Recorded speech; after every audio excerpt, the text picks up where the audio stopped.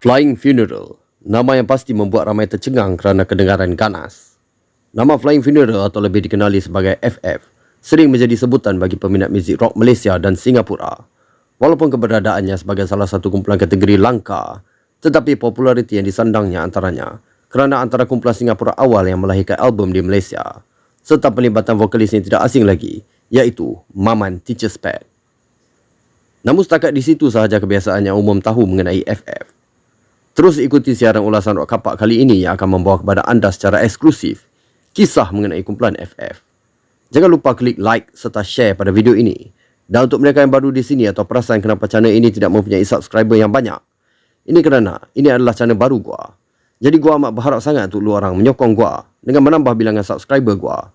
Bersama-sama kita martabatkan kembali zaman kegemilangan metal dan rock di negara kita.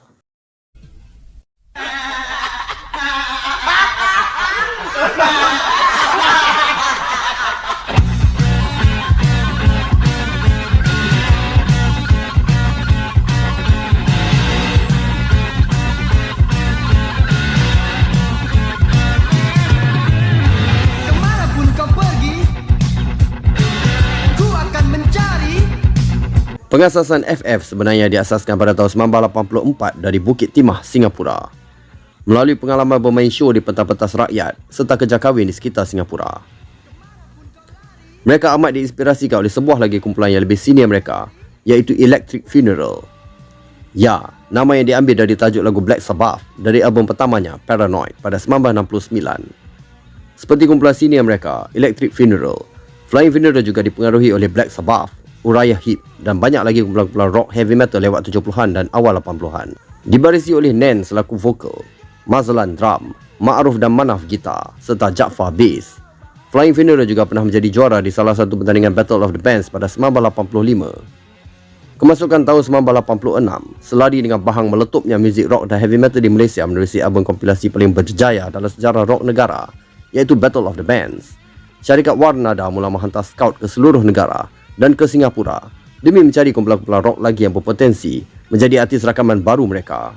Hasil dari scouting mereka di Singapura, Flying Funeral terpilih sebagai wakil pertama dari Singapura untuk menandatangani kontrak rakaman bersama Warnada. Mereka mula mempersiap siaga untuk rakaman album dengan mula berkarya lagu-lagu ciptaan sendiri, dari klasik rock yang fun hingga ke klasik heavy metal dan klasik slow rock, sambil menjemput seorang lagi vokalis sebagai penyanyi jemputan untuk menambahkan variasi harmoni di dalam vokal mereka. Vokalis itu tidak lain tidak bukan adalah Maman. Kemana kau sembunyi? Ku akan jejaki. Setelah persiapan semuanya, Flying Funeral bertolak ke Kuala Lumpur pada awal 1987 untuk rakaman di Studio Pasifika.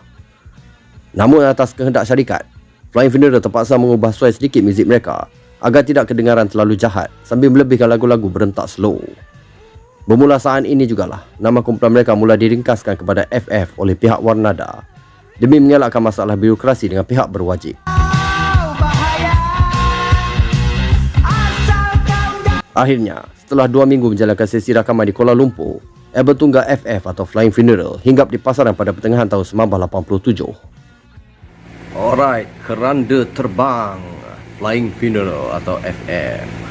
Sekarang lu orang semua dah tahu latar belakang kumpulan ni.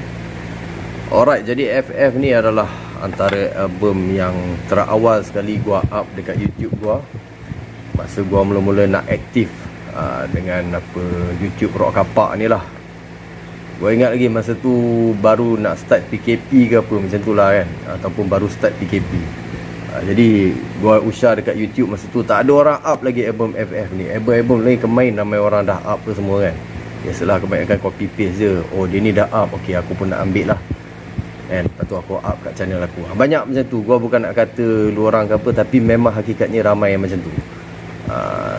Sebab dia orang banyakkan dia orang tak rip sendiri. Dia orang ni banyak rembat daripada orang ni, orang tu kan. Ulang-ulang kat situ je. Jadi bila gua tengok macam tu, gua dah tahu okey, ini trend yang macam ni dekat YouTube ni. Jadi gua pun ambil inisiatif untuk rip sendiri album FF Kenangan ni lah. FF Kenangan adalah salah satu album kategori langka. Jadi sekarang dua orang semua dah tahu latar belakang cerita dia kan. Macam mana Maman boleh ada dalam FF lah apa semua kan. Jadi jom kita tengok dia dalam dia. Antara kaset yang cukup langka FF ni. Dan ini sebenarnya adalah kaset FF kedua gua. Yang pertama gua dah jual. Gua jual pada harga RM300. Dan gua dapat aset FF yang kedua ni kurang sikit lah kondisi dia kalau dibandingkan yang pertama. Dia sini ada lagi satu bahagian kat sini, iaitu bahagian kad ucapan. Sayang yang gua punya tu gua dah jual harga RM300. Dia ada kad ucapan kat sini, tapi simple je lah pun, dia tulis kad permintaan lagu macam tu je pun, tak ada gambar ke apa. Dan sebenarnya ada satu lagi versi yang gua pernah tengok kan. Dia selain daripada kad ucapan kat sini, ada lagi satu bahagian kat sini pula, dia bubuh gambar kumpulan FF melintang, melintang ke tepi. Memang rare kan. Setakat ni gua pernah tengok seorang je yang pernah up versi tu dekat Facebook. Memang rare betul, tak tahu mana dia dapat. Dan gua tak tahu kenapa boleh ada versi yang tu. Mungkin tu versi yang pertama ke, yang ini versi kedua ke, wallahu alam, gua tak pasti. Sebab yang biasa gua tengok memang semua yang tak ada gambar dekat gambar melintang yang hujung tadi tu lah. Setakat ni yang semua gua tengok paling lengkap pun cuma ada kad permintaan lagu dekat sebelah dia punya tracklist ni lah kan. Ni bukan tracklist, ni adalah info maklumat latar belakang rakaman. Jadi disebabkan gua punya ni dah tak ada kad permintaan lagu, jadi macam ni lah rupa dia, skeping gitu je. Aduh hai, sedih no. Dengan belakang macam biasalah lirik kan. Dan seperti kebiasaan, inlay warna nada atau 98 97. Kertas dia jenis kertas biasa begini, sedikit glossy tapi tak berapa nak glossy lah boleh kata. Ni owner asal punya kerja pergi bubuh selotip ni memang satu habit kebiasaan orang-orang di zaman tu lah. Suka sangat nak bubuh selotip ni kan. Benda tak patut bubuh pun sebenarnya, tak koyak pun nak pergi bubuh selotip. Tangan gatal tu jadi macam ni. Okay, anyway, cover depan ni daripada lukisan tangan Bowl. Kita boleh nampak dia tulis itu airbrush oleh Bowl. Jadi dilukis keranda yang terbang. Wah, memang realistik betul. Sekarang semua dah tahulah yang latar belakang kenapa dia pakai nama Flying Funeral ni, keranda terbang. Pasal sebenarnya daripada pengaruh lagu Electric Funeral. Electric Funeral, lagu Black Sabbath. And itulah sinonim dia orang gunakan nama Flying Funeral kan. Jadi instead of keranda tu penuh dengan current, kali ni dia terbang pula. Wow, betul-betul imajinasi luar biasa lah dia orang ni.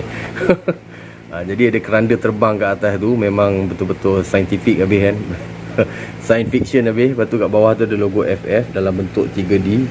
Ini memang habis 80-an lah design ni. Gua memang suka betul design macam ni, dengan airbrush langit warna biru, ada shading sikit. Wah, cantik.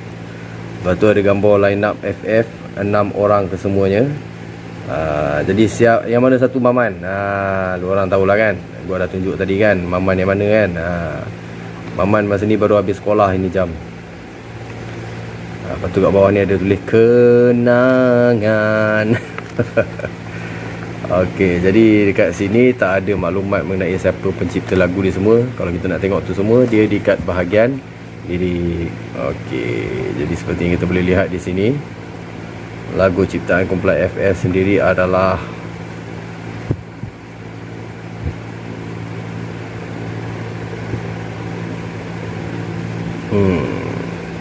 ni ada. Dia tulis lirik dulu, kemudian baru lagu Pening Gua Surround. Okey, jadi lagu kumpulan FF sendiri adalah kehilangan, pengorbanan kan. Kehilangan ni memang obviously daripada FF lah, pasal lagu ni ambil daripada lagu Orion. Kan, komposer takkanlah pula boleh dapat idea daripada Orion pula kan pada masa tu. Bukalah matamu FF, kerana nama siapa ni? Oh bukan.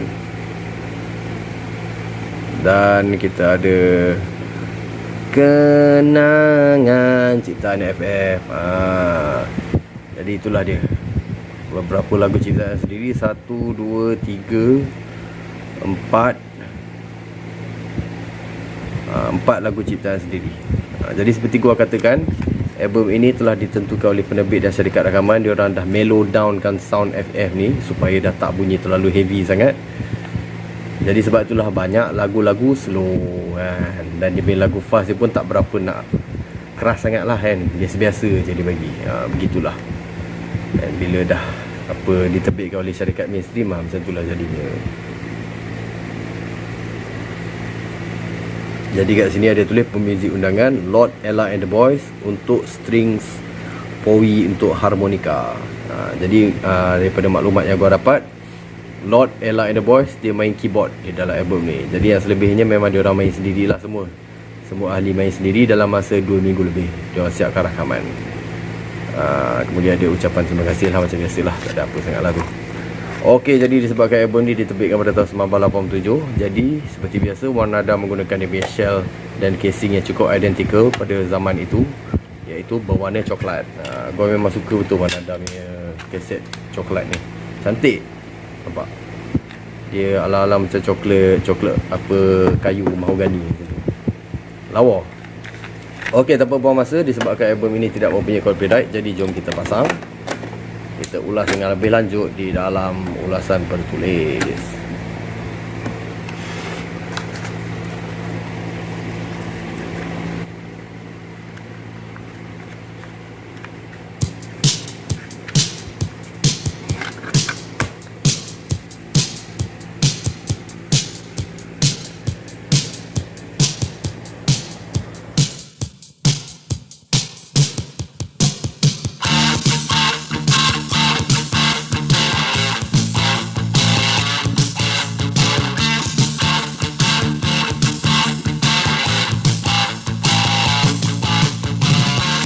Di pusara ini kau bersemadi, meninggalkan aku bersendiri.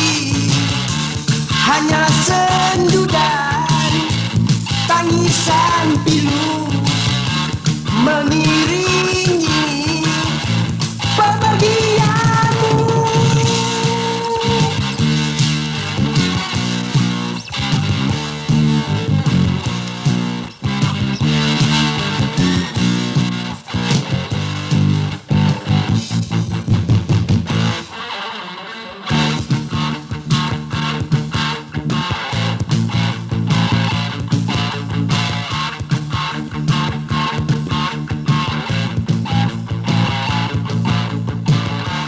Mengapa terlalu cepat kau pergi, meninggalkan aku bersama memori.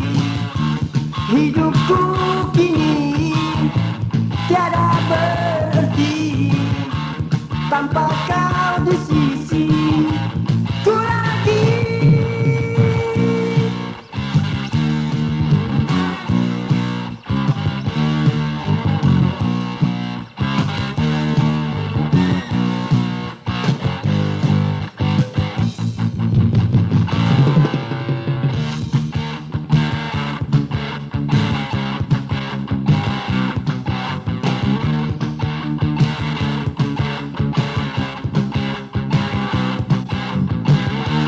Kesedihan mencengkam diri apabila ku terbayang wajahmu kasih yang sering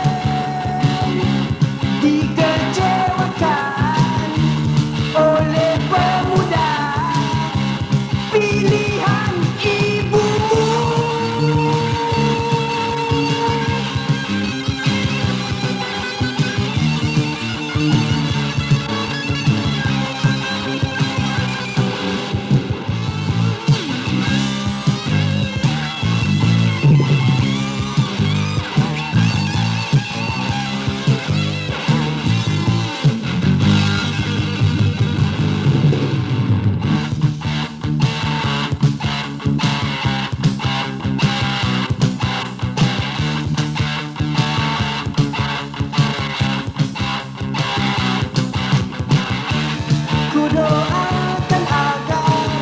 Seperti nasib kebanyakan kumpulan-kumpulan lain dari Singapura yang disekat dari mengadakan persembahan pentas di Malaysia menjalankan masukan pertengahan 80-an, FF juga menerima nasib yang sama.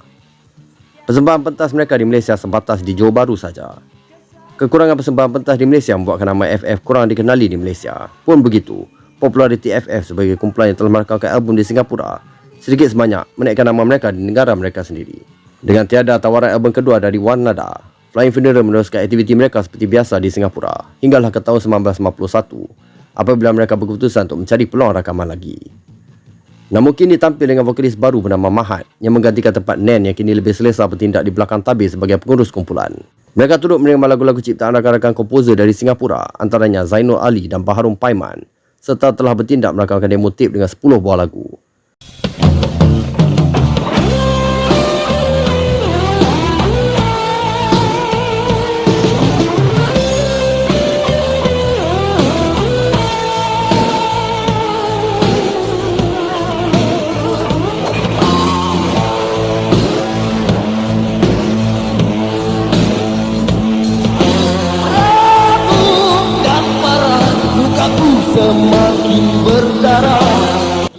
Namun begitu, dengan suasana industri muzik rock yang semakin suram pada 1991, Flying Funeral berkeputusan membatalkan sahaja niat mereka biarpun demo tape mereka mendapat respon yang baik dari beberapa syarikat, khususnya pancaran muzik di bawah silian Joe Salim Warren. Dengan keseraman muzik rock yang semakin nyata pada 1991 ke 1992, alih-alih Flying Funeral mula memfokuskan pada komitmen-komitmen yang lain. Pun begitu, mereka masih lagi berkumpul sesekali untuk mengadakan persembahan pentas atas nilai persahabatan sehingga kini.